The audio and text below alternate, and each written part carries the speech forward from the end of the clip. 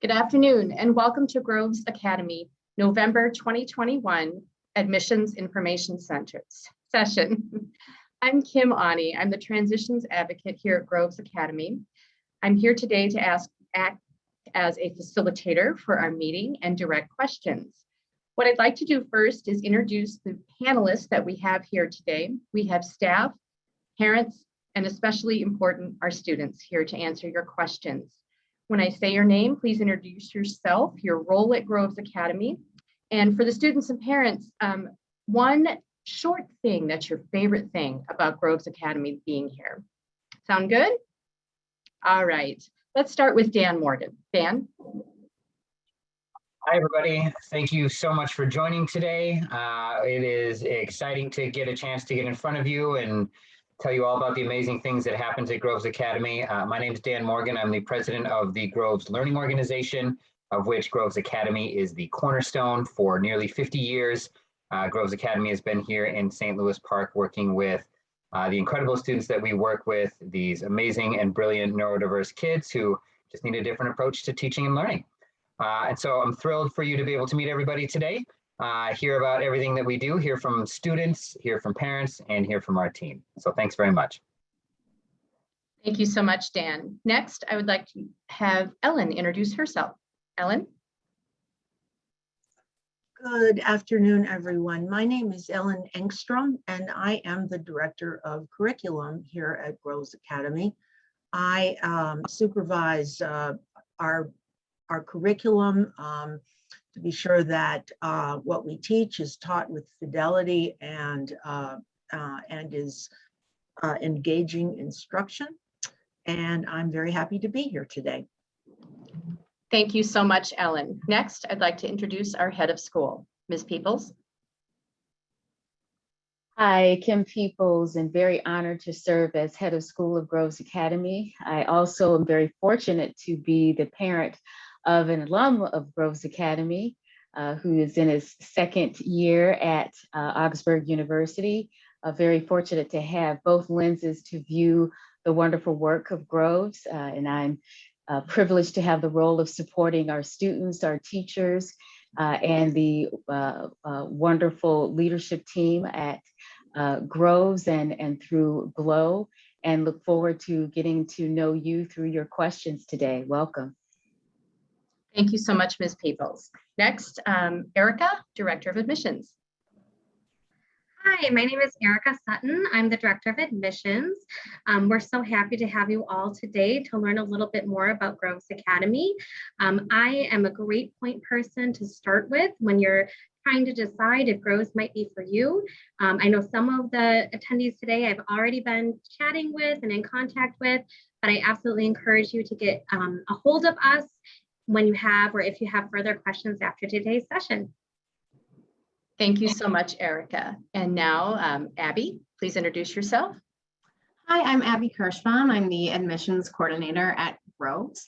So once you connect with Erica, you'll come to me and I'll help take you through the process and get all your documents and help you organize and follow, or help with follow through and connect with you. So I look forward to working with many of you and getting to know you. Thanks for coming.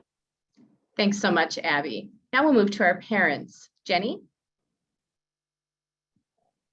Hi, I am Jenny Friedman. I am the parent of a 9th grader who started at Groves as a 3rd grader. So we've gone through 3 years in lower school, 3 years in middle school, and are now in the upper school for the first year. And for us, Groves has really been life-changing. Just from first year to now 7th year, she has just really blossomed, become more confident, and that is all due to everything that she has learned over her many years at Groves. Thank you so much, Jenny. Now we'll have Sarah introduce herself.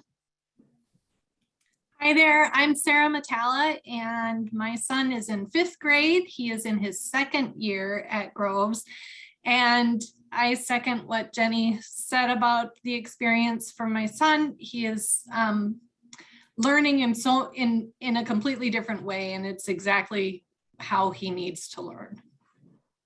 Thank you very much, Sarah. And Amy. Hi, everybody. I'm Amy Newton. I am a parent of two kiddos. One who is far from a kiddo, actually more of a gent. I have Sawyer, who is in 9th grade. He's been at Grove since 5th grade. And Beckett just joined Groves this year as an 8th grader. So I think I have a lot to share in terms of the journey from two different schools, and can't say enough about the team at Groves and certainly the curriculum and approach and the kids themselves. Thank you so much, Amy. Amber? I'm Amber. I'm an 8th grader, and this is my 7th year at Groves. And one of my favorite things is that there's a small class size, so you don't have to worry about not understanding. Thank you so much, Amber. And Liv. Hi, my name is Liv. I'm a senior here at Groves. This is my 3rd year, and I think one of my favorite things about Groves is the fact that we really drive the center of service. And I've worked alongside many of the admissions people and Ms. Peeples on creating service projects. And I just love the way that they inspire us and help us grow. Thank you so much, Liv.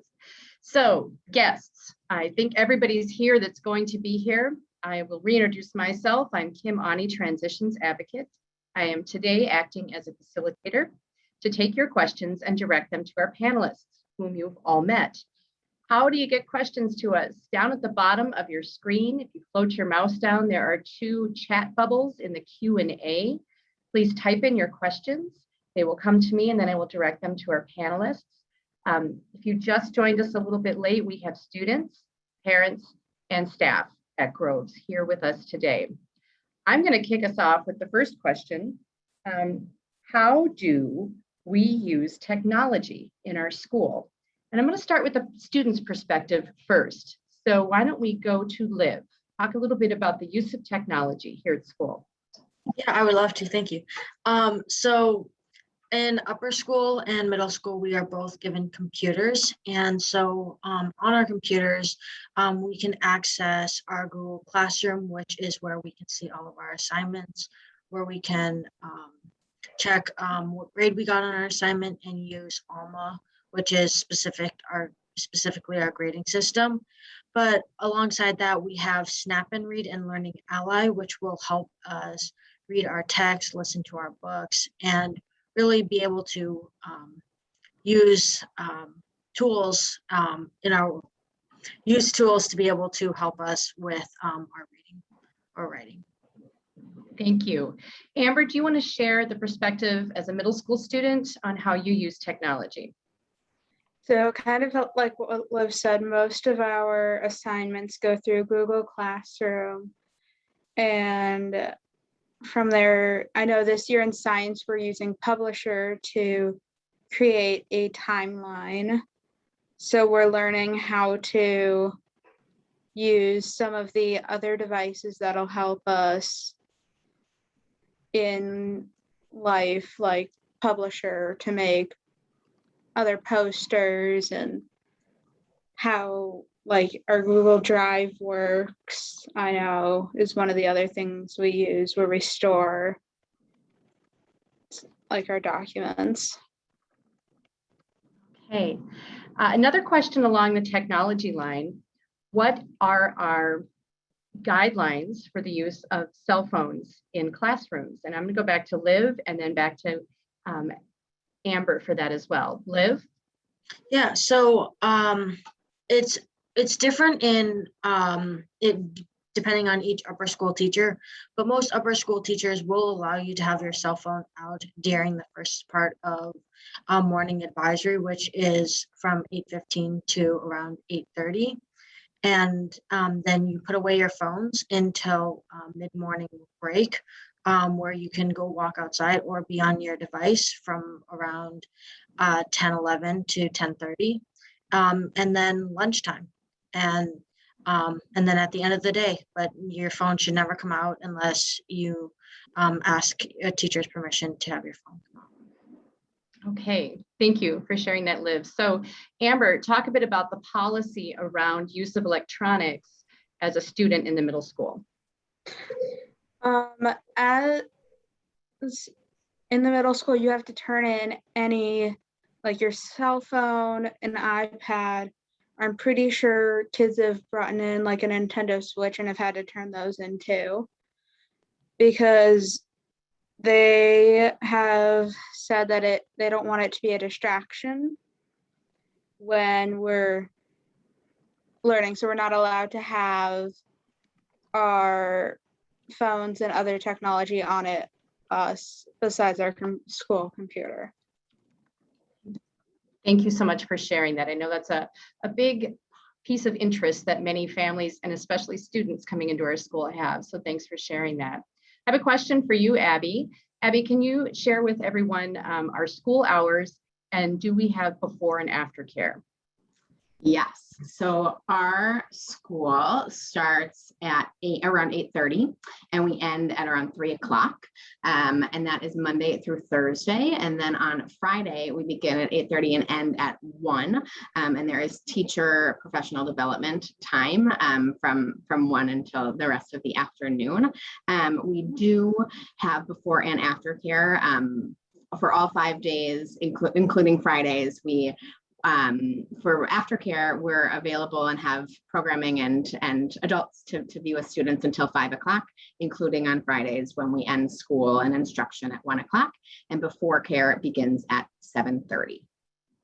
Thank you so much, Abby. And then a question for Erica, 2 questions. Do we provide transportation? And is there ongoing enrollment throughout the year? So first, with transportation, typically parents are responsible for transporting their students. However, we do work hard once a parent is enrolled if they're interested in carpooling.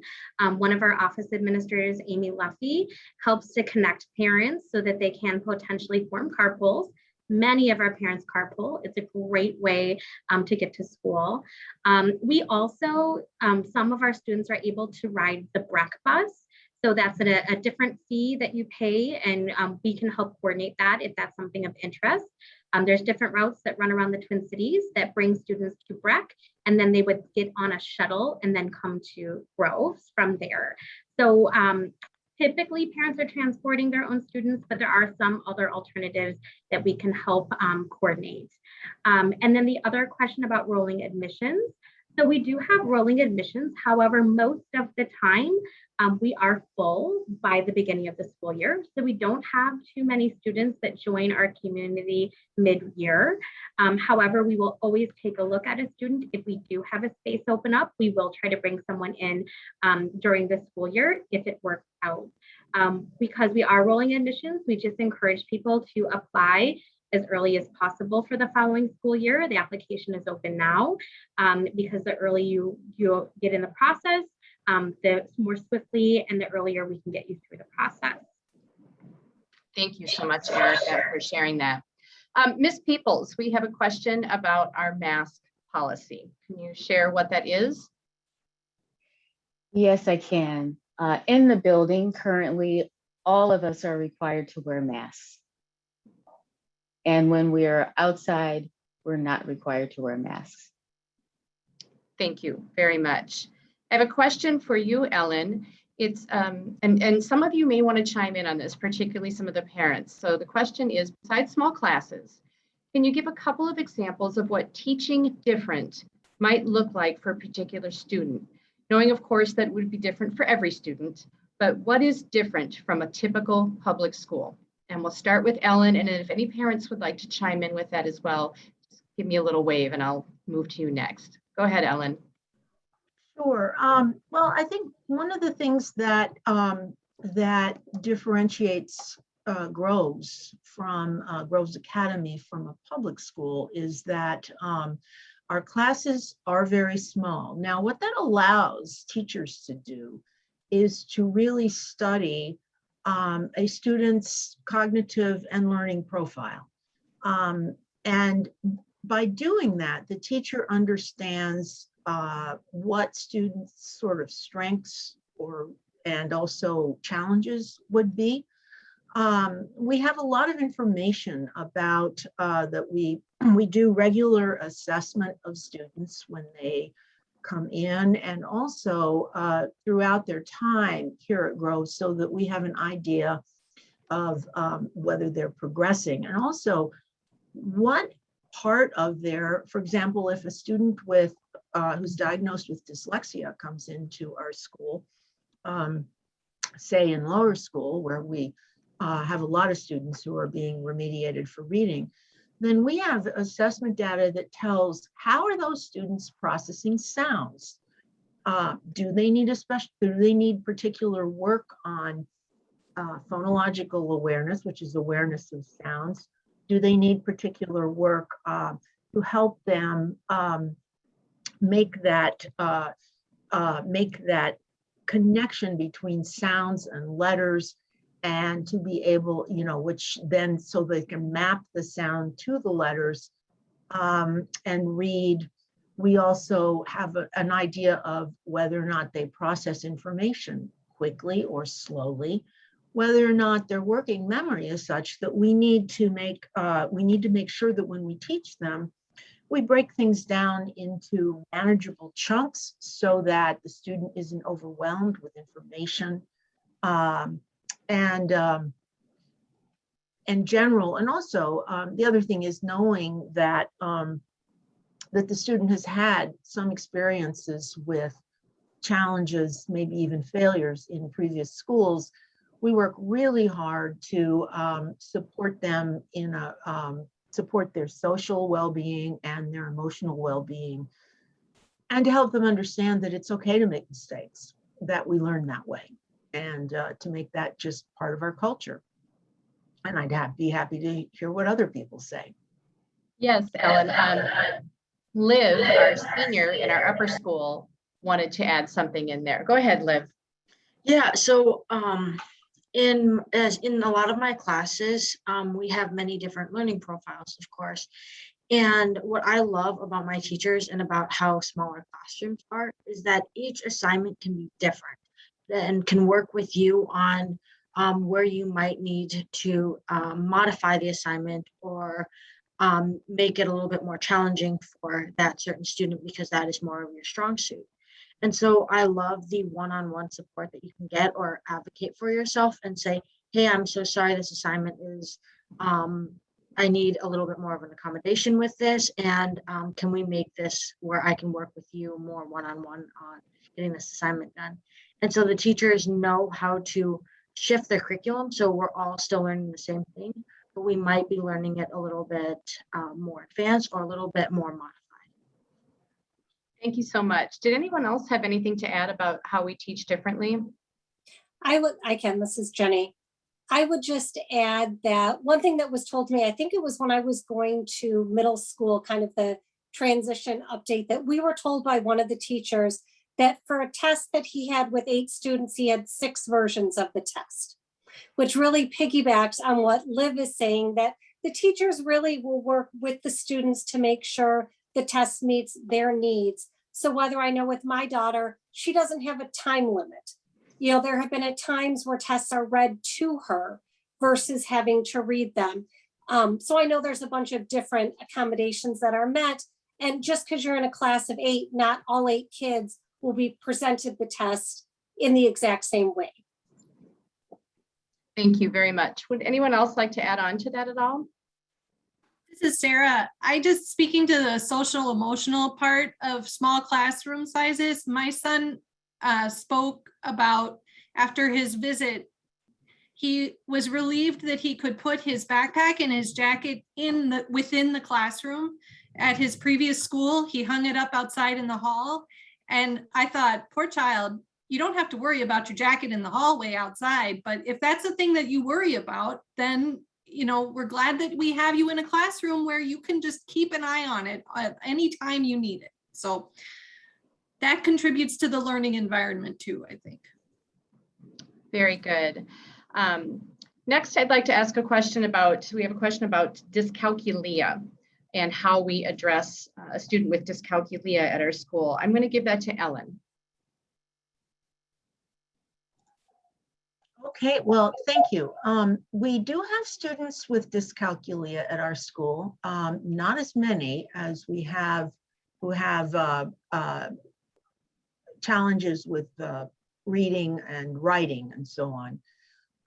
What we use the Singapore math program in our lower school and middle school, and in addition, and then which basically breaks, which really breaks down learning math concepts, starting with very concrete, with a very concrete approach, so students have don't have to think of numbers as theoretical, that they have actual manipulatives and so on that they use to practice some of these concepts.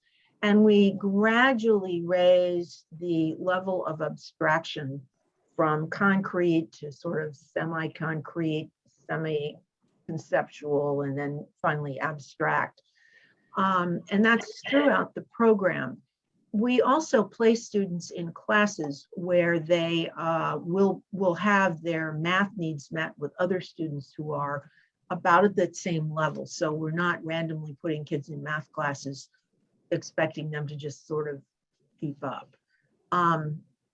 We do provide, in addition to that, in both lower school and middle school, we have a team of people who work as response to intervention specialists, which basically are teachers who are specially trained in a particular area who offer support in the areas where students have challenges. So in lower school, those teachers have been trained in the math method, and oftentimes may see students individually, but they also may work in classrooms, so to support the student in the context of the class.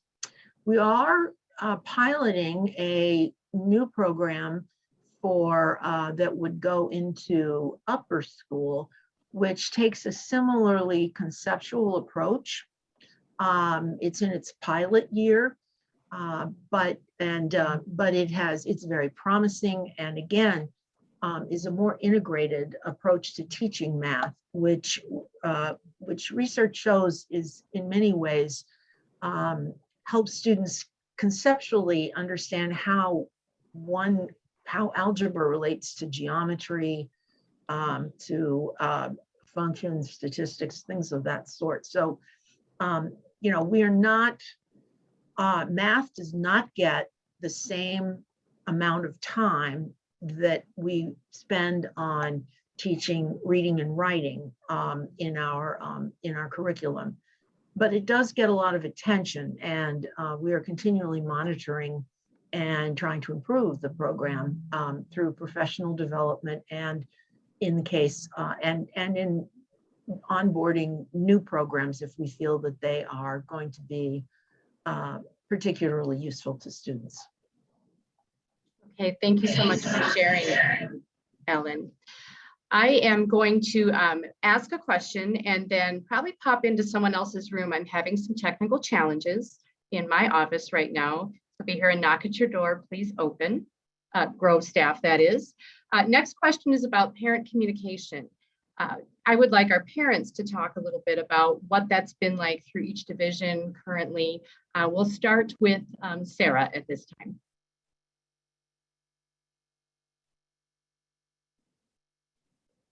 Thank you. I think my biggest reaction to this question is, my simplest reaction to this question is there is communication. I came from several schools where it just, I struggled with understanding how my son was progressing or not progressing, and the communication was infrequent, a couple times a year. And so Groves is light years from that experience for us. We receive regular emails from teachers, and they encourage us to communicate with them in a matter of different ways, via email, via phone, via Zoom. It's very open. One thing I appreciate about the emails from teachers always include the their Zoom number, their individual Zoom number. So it's just very easy and straightforward to communicate when either I have questions or they have questions. And I could pass it off to Amy or Jenny in Kim's absence, but. Sure, I'll jump in. Hopefully you guys can hear me. I want to just jump back to the small class size thing and add on to a little bit of what has said before. I think it's so great to know that the small class sizes also then are broken up into level oriented groups. So it's not like your child sits in 8th grade, if that makes sense, or 8th grade math, or 7th grade reading. There can be 6 groups of kids working on reading at the level that they are at. So I think it's important to know that the small class size isn't just about the amount of people in that room. And both of my children have dyscalculia. So I think in terms of math, it's very similar to the rest in the teachers and the curriculum is catered to them right where they are at. And I can say that confidently. In terms of communication, I think for me, what I really appreciate is, to be totally real here, I don't dread communication. I don't like get an email or get a call and immediately think, oh my gosh, what's wrong? Like what happened? Was there a problem? Do I need to go pick them up? Do I need to, that sort of thing. And I always find such peace and grace from anything that the educators are saying to me, because I know they are the experts on my kid. And I've said that in any and all of these gatherings, because I know that I, as a parent for so many years, felt like I needed to be the expert on my child and their unique challenges. And to be completely frank, I was never capable of doing that. I didn't go to higher education to learn those things. And I don't have the experience. I don't know about the curriculum, and the relief that I feel all day, every day, knowing that someone else, or actually a whole team of people, are experts on my child and exactly where they are in their learning journey is something that is irreplaceable and a part of communication that I sort of can't even quantify the level of appreciation and relief that gives me. But I think the communication is varied in terms of if a phone call is needed or a Zoom is needed or a personal meeting, which I don't think I've ever been called to have a personal meeting. And it's whatever is needed, but 90% of the time, I think the communication is, here's where we're at as a school, and this is what we're doing, or here's where your student is at, and this is what we're doing. These are our solutions. And I just want to say that I find great peace in how all of that is handled, and knowing that my kiddos are with exactly the right people every day.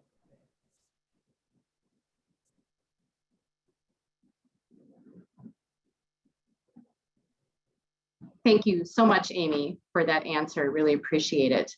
We have a question that often comes up, and it's about homework. So I'd like to direct that to our students.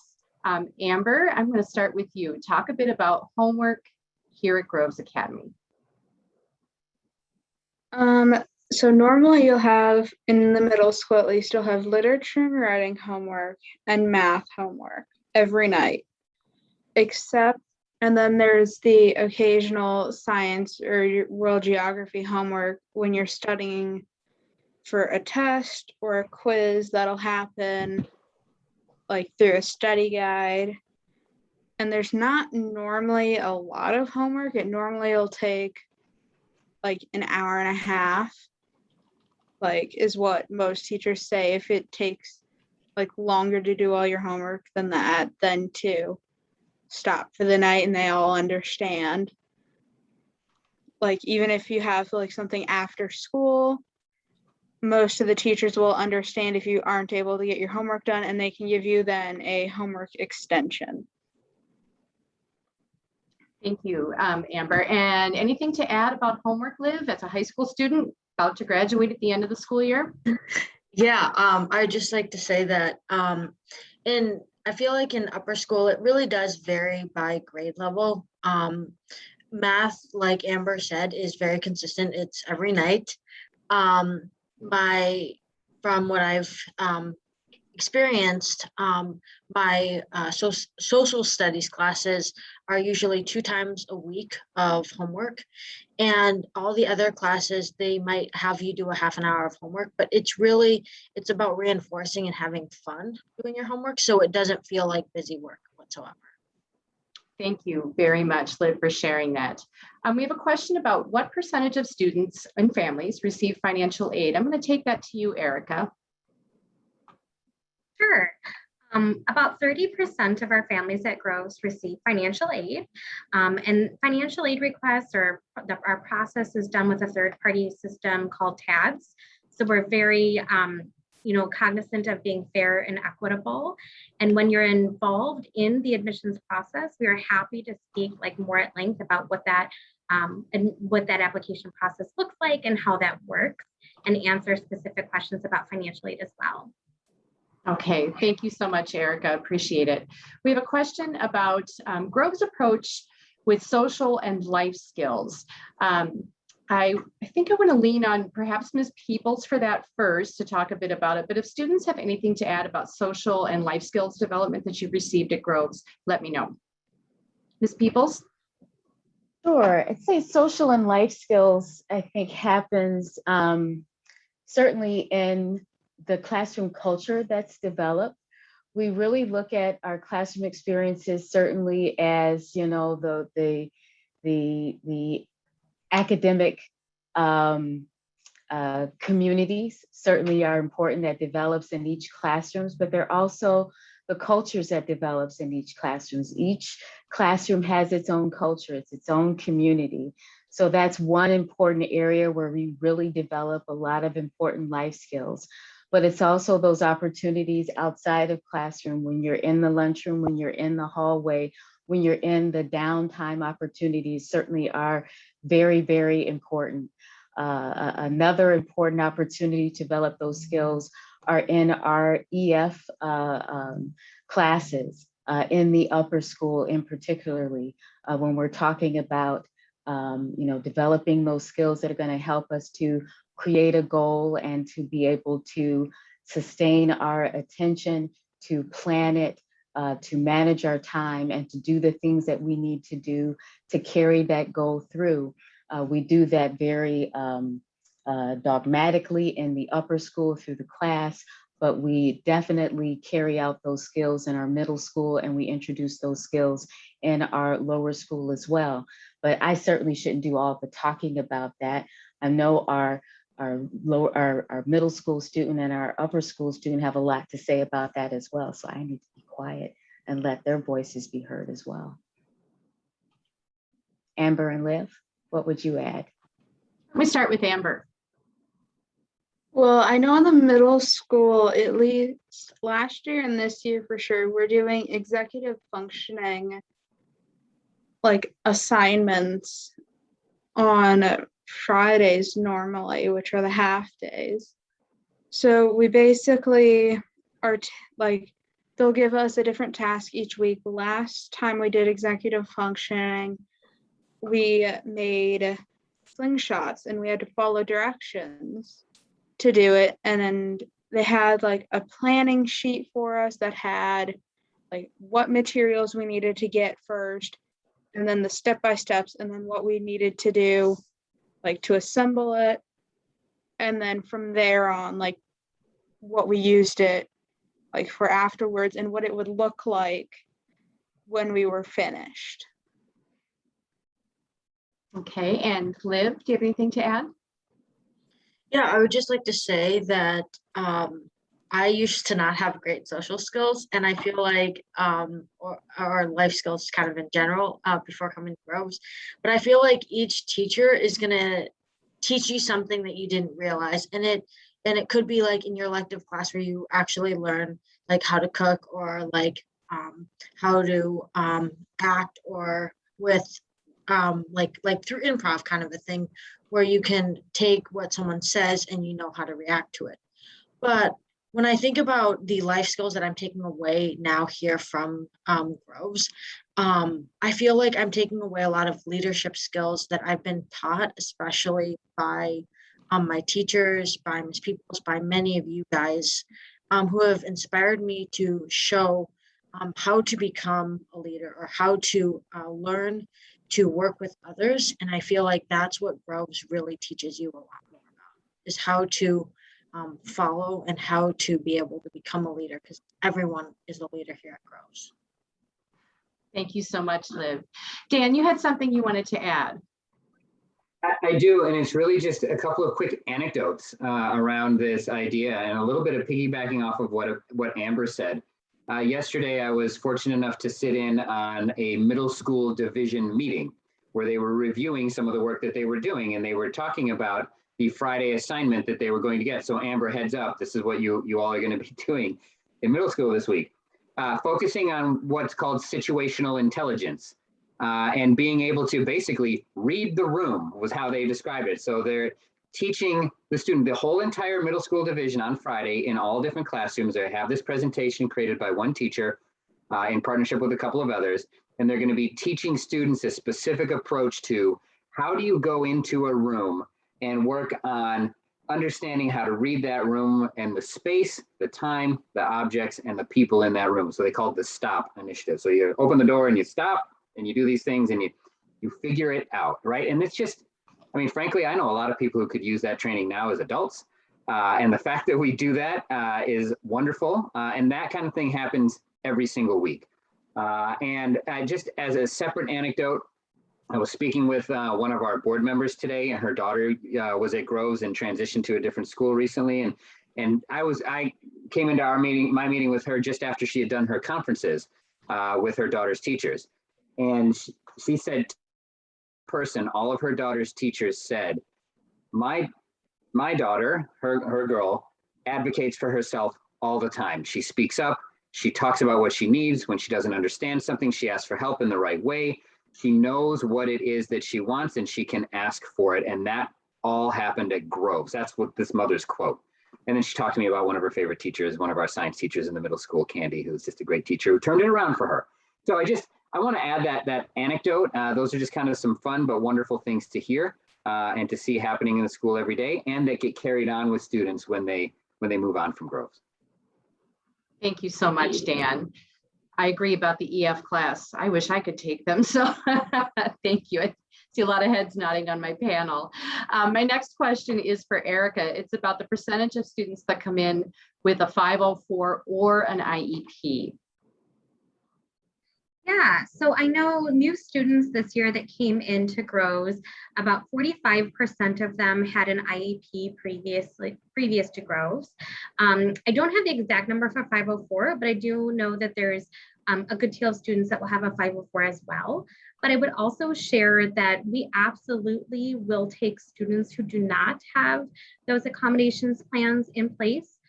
Whether it be they're at a private school that doesn't do them, or they just haven't been eligible for them, that doesn't necessarily mean there isn't a need.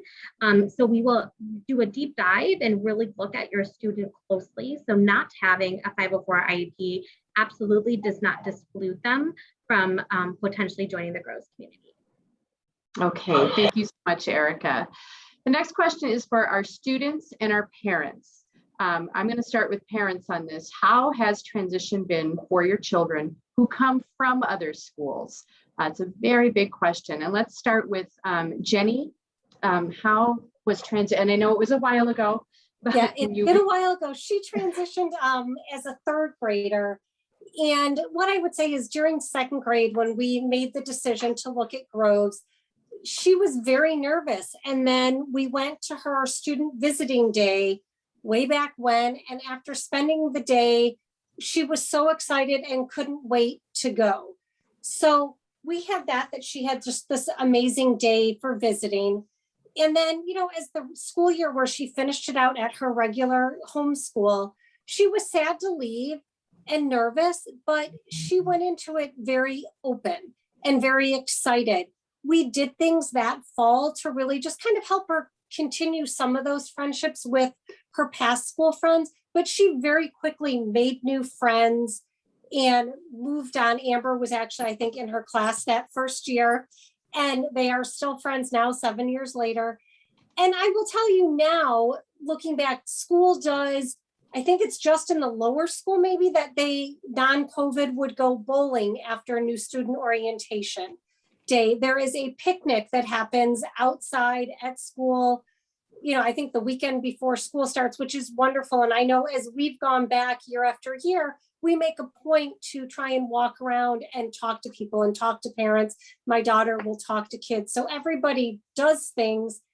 And, you know, what she has found, whether she's new as she was once, but also just the transition from lower school to middle school and then middle school to upper school, there's still nerves. It's still different, even though you might know kids. And as we've talked to people as they're new, the biggest thing we remind everybody is there are always new kids. One thing with Groves is you're never the only new kid. Kids come and go every year. And I think that's really important. And there's the support system that's out there. People really work to help everybody feel comfortable. Thank you so much. I know, Amy, you just transitioned your son in here in September. Do you want to take this question next? And then we'll go to Sarah. Sure, I'm happy to. I think with Sawyer, which was a while ago now, the most notable thing that I always love this question because it tends to make me tear up a little bit, but after his first day, he came out and he said, "Mom, this school is for me. They actually understand my brain." And I can't imagine anything better than that, hearing that. And I think that that's continued for him throughout. And I know, you know, a lot of the kiddos that come in are 2E or twice exceptional, and Sawyer is one of them. And so one of the things that we were watching for is for him to continually be challenged and, you know, not just taught to his learning challenges, but also to be taught to his intellect. And I think that transition has been really amazing for us and for him. We're really appreciative of everyone there catering to that, to both parts of that. With Beckett, he was at a private school with a very rigorous curriculum. And I think what we realized is he hadn't considered leaving. And once we opened the door to talk about, well, what about the possibility of leaving? It was only then that he was able to voice his frustrations with the school.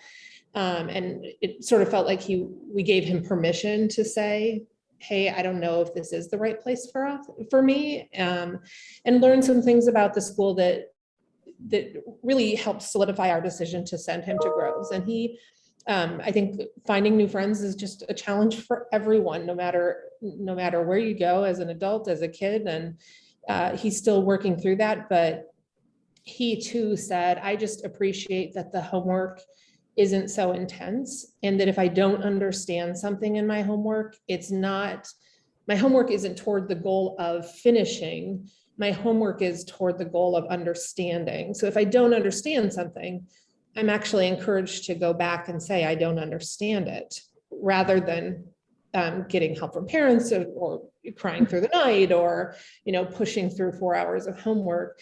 That's not helpful. And he has just noted how many times he appreciates that. But overall, his transition has been wonderful. And we couldn't be happier. Thank you, Amy. Sarah, we'll go to you now. Sure. So our story started actually, our son had his visit day the last day before shutdown in 2020 from the pandemic. And he was so excited and so happy at the end of that visit that it was just very affirming that he had a good experience with that. And then I got to experience this entire spring of him during distance learning with his then school saying, Mom, I just want to go to Groves. Can I just go to Groves? I just want to be at Groves. And I had the assignment of telling him, yeah, we can't get there yet. So it was a wait till September, wait. But when the day finally came, he got in the car and he just said, when I went to pick him up, he just said, Mom, I made 2 friends already. And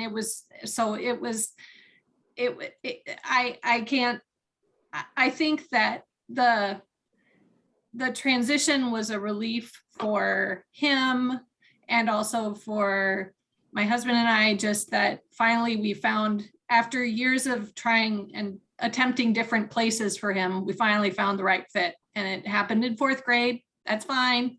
It's finally happened. Thanks for your patience, Sarah. Amber, do you have anything to add about when you transitioned into Groves? Well, it was a while ago, and I was in 2nd grade coming in, and I know one of the first things that, or at least on my visit day, I came out like after visiting, and I was smiling the biggest smile because they understood that, like, and everyone like understood how everyone learned. Like, so that was really nice. And then the first day, I remember I made friends with everyone in my class, including Lainey being one of them. And to this day, we are still friends.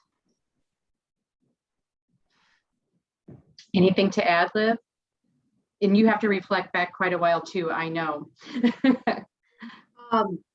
So, I mean, coming into upper school, kind of knowing that I moved around schools a lot when I was younger. So every single time I went to a school, I'd be like, okay, I'm going to graduate from that high school. And it never happened. And then, so right before I came to Groves, I had been recently diagnosed with dyslexia.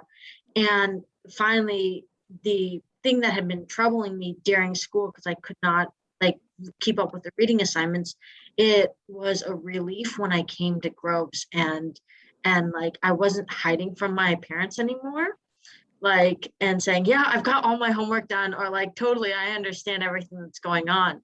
At Groves, it was actually true. And I now share everything with my family. It's not just like, oh yeah, no, I'm doing fine. My grades are fine. You know, you don't have to check though. So yeah, now I'm kind of proud of everything that I've accomplished here. And I can say we're really, really proud of everything you've accomplished as you're heading into your senior year here. I have a question for you, Ellen. What is our English language arts curriculum? Wow, that's a big question. Well, we are well known for our approach to literacy, where we follow the science of reading in the way that we teach reading and remediate reading. So for beginning readers, one of the core programs we have is the Wilson Reading System, which is a reading and spelling, word study and spelling program, as well as comprehension, really, that is based on Orton Gillingham theory, procedures. And in addition to that, we also have incorporated some of the newer research on orthographic mapping, so that we use for students who need some additional work in that area. We use David Kilpatrick's program, Equipped for Reading Success. And for some students who for whom the Wilson reading system maybe isn't quite the right fit, we also use a speech to print program called Spell Links to Reading and Writing, which is a newer program as well. And in terms of, we use those programs in both lower school and middle school, where we do reading remediation in both divisions. Now, for literature and writing, all divisions use an approach to literature where they are reading authentic text and analyzing it and learning the aspects of both expository and narrative text. All our divisions use the Writing Revolution, which is an approach to teaching writing. I think you could call it a reader's approach to writing, where it basically, as opposed to just sort of randomly picking this and that topic, is based on texts that students are reading, and through that, students also, it supports comprehension as well as sentence structure, paragraph structure, and essay structure. And I could go on all day about our ELA curriculum, but I'll stop there. Ellen, thank you very much, and understood. So a question about percentage of upper school students that participate in sports. And the person points out we do cohort with some other schools. And it's a little bit dicey because of COVID. We have not had the sports activities at the full level that we have in the past. Liv or Amber, have either of one of you participated in trap shooting, soccer, basketball? Liv, we'll let you take that question. Yeah, so from what I understand, I play soccer for the Grove soccer varsity soccer team. And from what I understand, there's no tryouts, there's no, oh, I'm sorry, you can't participate with us. It's everyone is accepted, no matter if you've never played the sport or if you've been experienced for many years. We're all welcoming of every single experience level, and we just can't wait to have you on the team. And so from what I've seen, I don't think there is a limit, but I could be wrong. Liv, I do believe you're correct. There really isn't a limit. And I do know too, depending on the school district that you live in, and we can talk about cohorting and what that looks like on an individual basis for students. As COVID restrictions lift, my anticipation, and I think our school's anticipation, is that the activities that we've had in the past will start to filter back in, and we'll be at full speed on all of those. But I know our students really get a lot out of being a part of soccer, basketball, and trap team in particular. We have a question about transitions that I can answer. It's what's the average length of time students at Groves are here, and how do you help transition kids back into schools? I know you hear this a lot from Groves Academy, but it's very individual. We have students that come into our school and graduate. We are graduating 27 seniors this year. It really depends on the path that is best for your student. I also work with families as they are looking to transition from lower school to middle school and middle school to upper school. So I have a hand in that as well. And those are often good times to have those discussions.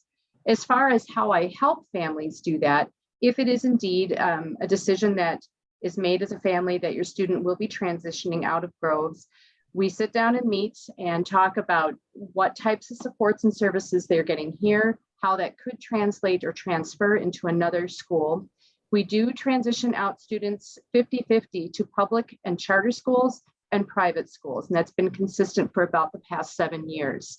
So it really depends on where you're looking to go, on your child, how they're developing, and what path you choose to take. So I hope that answers that question well. We have another question I'm going to give to Ms. Peeples. It's about our school day, and students, are they in PE? What are our electives that they can be a part of? Do we have recess every day? Go ahead, Ms. Peeples. Absolutely. We definitely have elective courses for our lower school. We have elective courses in physical education, in music, in home science. In our middle school, we have those same electives added to that. We also have media arts. In our upper school, we have those same electives added to it. We also have theater, we have project-based learning. So we have a well-rounded academic experience as well as elective experiences as well. We certainly know that our students thrive not only in the academic work that they're able to do, but also in their artistic expression as well. Okay, thank you so much, Ms. Peeples. Another question we have is, do most students receive all the supports they need at school, or do many students still do additional supports? The examples given are speech and occupational therapy. And the question then is, so if they do receive additional supports, are those after school? I'd like to give that question to, I think, Erica first. Erica, do you want to take that, please? Thank you. So we do have speech language supports available at Groves. It's an additional fee, but it is housed within our building up in the Learning Center. So if your child is in need of speech language support, we are able to provide that oftentimes during the school day at a time that makes sense, or before and after school.